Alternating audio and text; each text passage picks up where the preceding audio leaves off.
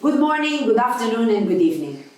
SWA regularly publishes briefing papers that analyze key development issues relevant for our global partnership, exploring how these can be better understood and proposing concrete action that can be integrated into the collaborative work of our SWA partners.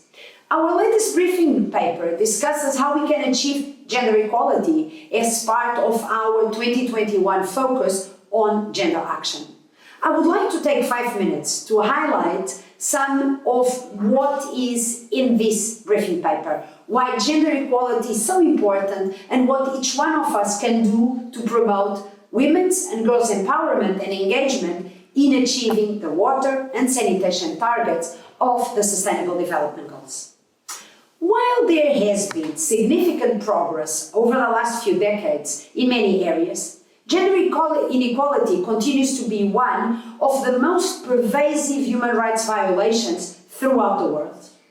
Despite, it's true, considerable attention and commitment, including through the SDG's gender equality goal, no country in the world has yet successfully eliminated this form of discrimination. In this briefing paper, we discuss social constructions of gender which are built on stereotypes about women's and girls' roles and responsibilities, such as women's domestic tasks, such as collecting water, caring for the family, as well as women's roles as community and health workers, where women comprise 70% of health workforce, while holding only 25% of the senior roles.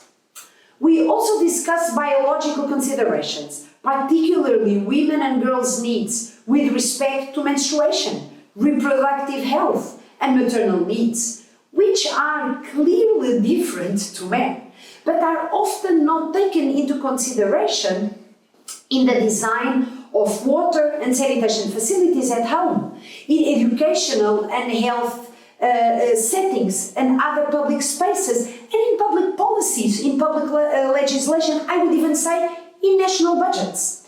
For women and girls who face systemic discrimination in most areas of their lives, a lack of water and sanitation is an additional layer that further hampers their ability to participate fully in their communities, attend school, attend work, and more broadly, pursue their life plans.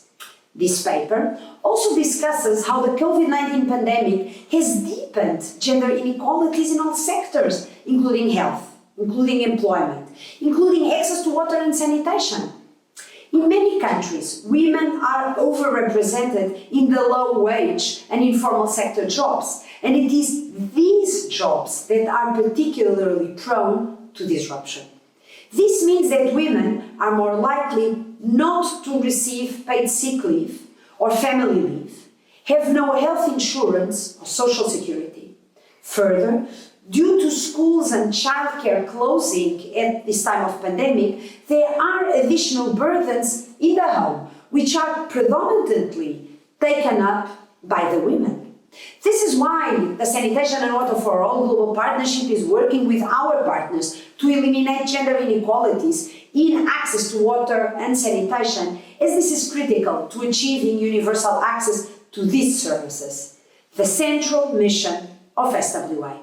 The briefing paper includes checklists for partners to gauge whether they are taking the right actions to eliminate gender inequalities, including designing policies, strategies, plans, budgets that take into account women's and girls' specific needs and rights, as well as developing the appropriate indicators to monitor whether women and girls are being discriminated against in access to water and sanitation, and whether this discrimination is going up or down or stagnating. SWA also endeavors to include and promote women at all levels of the partnership, including at our high-level meetings and global webinars. The SWA Global Multi-Stakeholder Partnership exists to mobilize its partners to work together more efficiently to ensure water, sanitation and hygiene for all, always and everywhere. Gender equality is an indispensable part of our collective ambition, which we'll never achieve without eliminating gender inequalities. This briefing paper offers our SWA partners concrete suggestions on the steps they can and should take and approaches they can implement to contribute more deliberately and effectively towards dismantling gender inequalities. And I encourage you all to read it, to use it, to share it. Thank you so much.